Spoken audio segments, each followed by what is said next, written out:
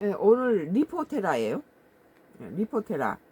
일본 K 방산 추격 선언했지만 미국이 건 브레이크의 정체. 일본이 원래 일본은 이렇게 전시 자위권도 2차 대전 전범인 일본한테 손발을 묶고 자위권도 남은 나라로부터 공격을 당했을 때만이 그 방위한다는 것이지, 남을 공격하고 이런 것은 손을 못 쓰게 했죠. 리포테라가 2026년도 2월 18일자 기사예요. 일본 K방산 추격 선언했지만 미국이 건 브레이크 정체라는 기사에 대해서 썬가그로스 나의 정치 코멘트를 하겠습니다. 한국 제시겠다 선언, 일본 방위산업 눈도 뜻밖의 미국 덕볼까. 일본 정치사의 역사적 순간이 찾아왔다.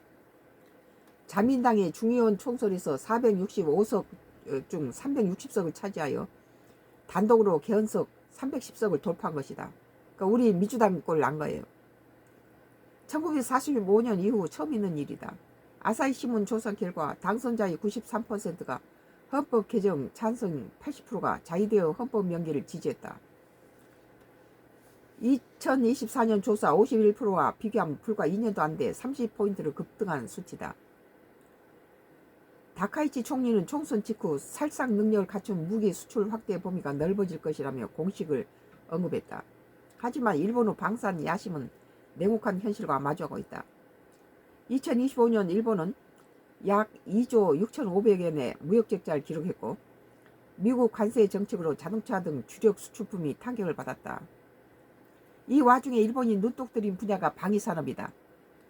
그러나 정작 미국에서 뜻밖의 제동신호가 나오면서 일본의 전략에 빨간불이 켜졌다.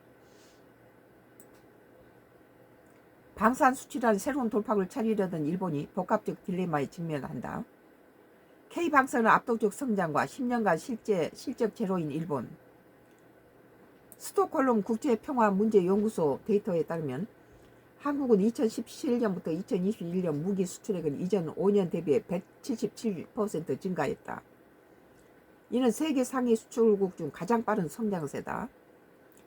2020년부터 2024년 사이 한국은 OECD 회원국 중 두 번째 많은 무기를 수출한 나라가 됐다. 시장 점유율은 6.5%로 프랑스와 동급이다.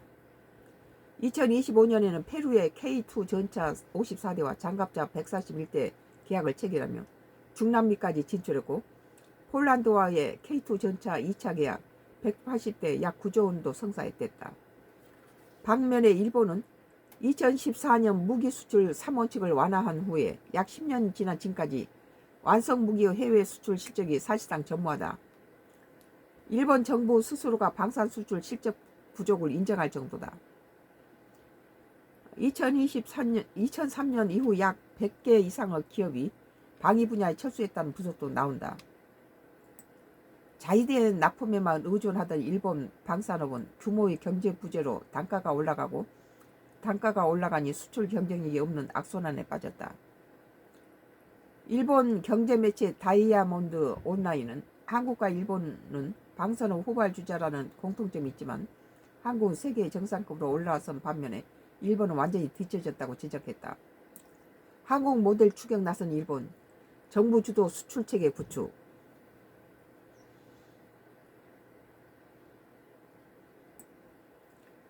마이지 신문 보도에 따르면 일본은 방위 장비청 산하에 방산 수출 전담 조직을 신설하는 방안을 검토 중이다. 수출 후 수리 부품 교환 등 유지 관리 업무까지 국가가 뒷받침하는 체제를 구축하겠다는 구상이다. 이는 한국이 해온 방식과 거의 동일한 모델이다. 한국은 폴란드의 K9 자주포와 K2 전차를 수출하면서 기술 이전, 현지 공장 건설, 합동 훈련, 심지어 작전 교육까지 패키지로 제공했다. 일본이 얼마 전에 일본 자체로 비행기를 이렇게 개발한 게 아니고 일본하고 이태리하고 독일하고 셋이서 이렇게 새로운 그 비행기를 개발했는데 거기에서 이제 일본에서 호주가 그랬는지 뭐 독일이 그랬는지 뭐 거기에 비용이 너무 많이 들어가니까 그것을 뭐 3국이 가지 합동을 해서 개발하다가 한 나라가 비용이 너무 많이 들어가니까 그것을 빠졌어요.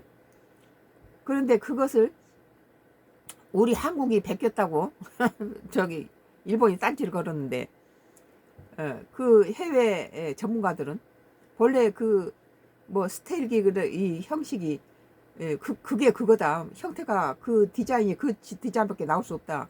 그리고 한국은 개발해가지고 좀 팔고 있는 판매를 하고 있고 니들은 평면도에 지나지 않고 그것이 아직 생산도 안 된 걸 가지고 한국 베꼈다는 건 말이 안 된다.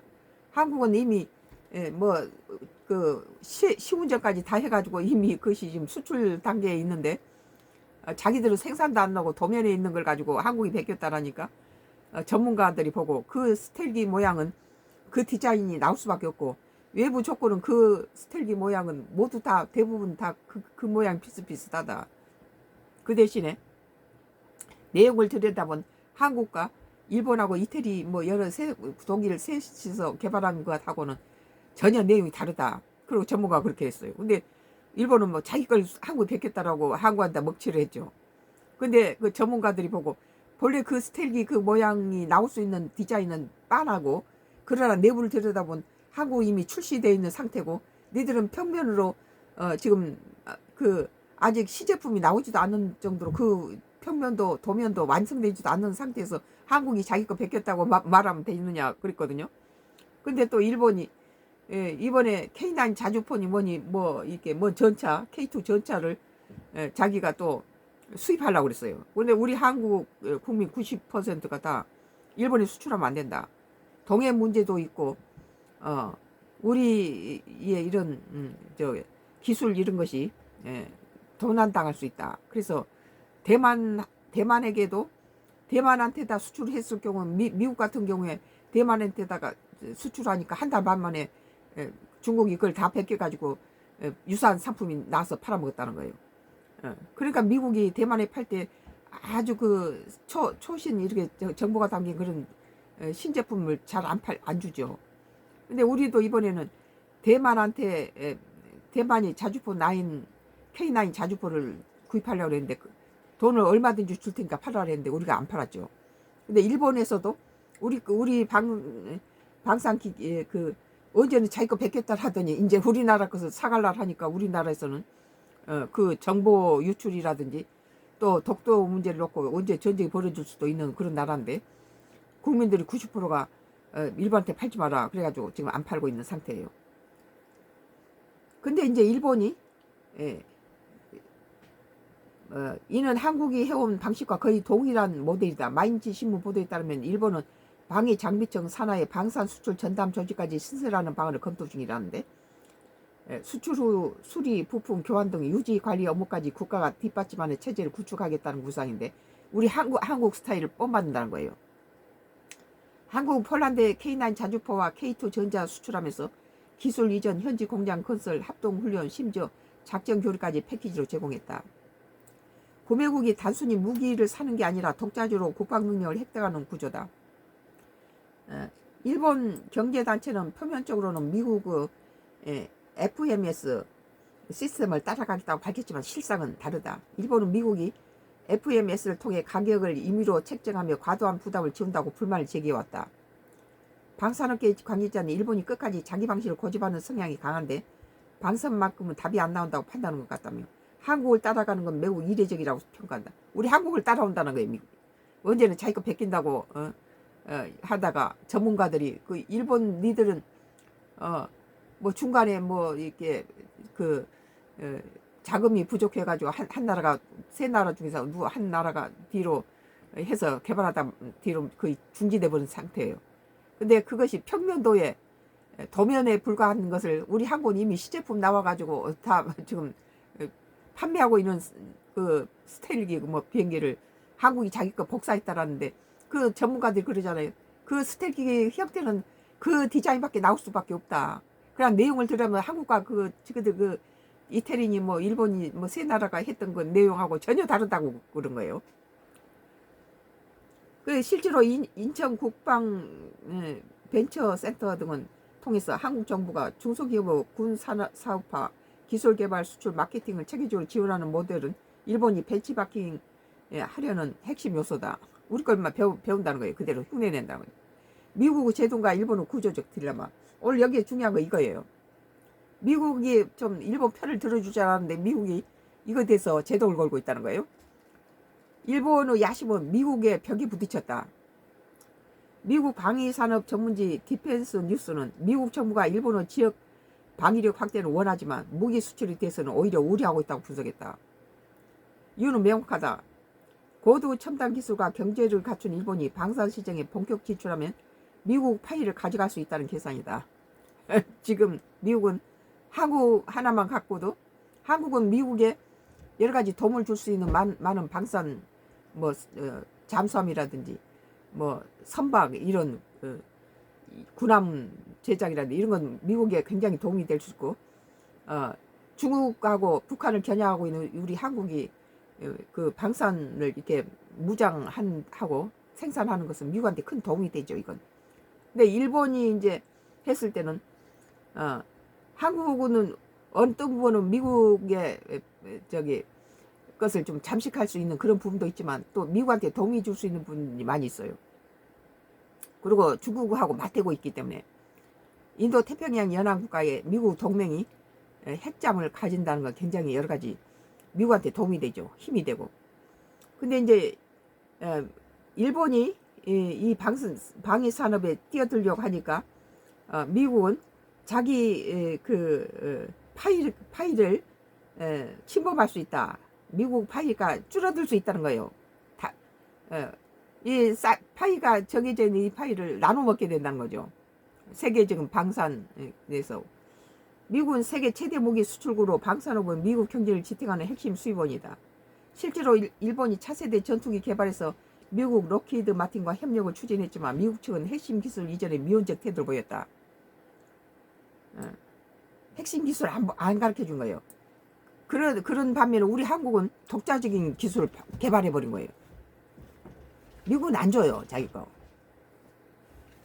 결국 일본은 영국, 이탈리아와 손잡고 GCAP 6세대 전투기 공동개발 프로그램을 출범시켰다.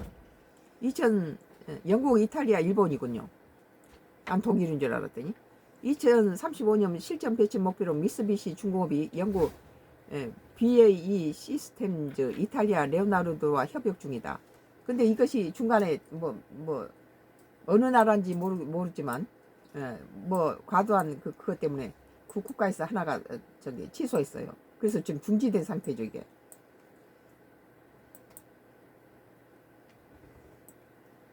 한편 한국 방산업계도 순탄치만은 않다. 2026년 한국 주력산업 전망에 기계산업분, 방위산업 포함 부진이 예상되고 미국 고율 관세 정책, 철강 50% 수준이 수출에 부정적 영향을 미칠 수 있다는 우려가 나온다. 그럼에도 하나그룹은 캐나다 초계 잠수함 프로젝트 협력 추진 시 2026년부터 2040년간 20만 명의 고용 창출 효과가 예상되는 등 글로벌 협력을 지속 확대 중이다. 일본의 사례는 제도 완화만으로는 방산 경쟁력이 회복되지 않음을 보여준다. 한국의 성공 요인은 북한 위협에서 비롯된 실정 검증, 정부 체계적 수출 지원 시간을 통한 신뢰성 축적이었다. 우리는 발등에 불이 떨어지고 바로 바로 머리 위에가 핵을 가지고 불을 쥐고 있기 때문에 우리는 발등에 불 떨어진 그런 위기 상황에서 그런 화력이 센 그런 무기가 나올 수밖에 없었죠. 일본이 단기간에 추격하기 어려운 항목들이다. 미국의 견제 속에서 일본이 어떤 돌파를 찾을지 그리고 한국이 선두자를 얼마나 유지할 수 있을지가 향후 아시아 방산 지형을 좌우할 변수가 될 것이다 그랬네요. 그래서 우리 기술을 정보를 뺏기지 않기 위해서 대만이 가져가면 중국이 전부 뺏긴다는 거예요. 근데 일본이나 대만한테는 지금 우리나라 방산이 지금 수출을 금지하고 있죠. 리포테라 2026년도 2월 18일자 기사. 일본 K방산 추격 선언했지만 미국이 건 브레이크 정책. 미국이 파이 같이 나눠먹기 싫어한다는 거죠. 뭐 한국 재치겠다 선언했는데 뜻밖의 미국이 이렇게 그걸 저기 브레이크를 걸었어요. 선과 크루스 나의 정치 코멘트였습니다.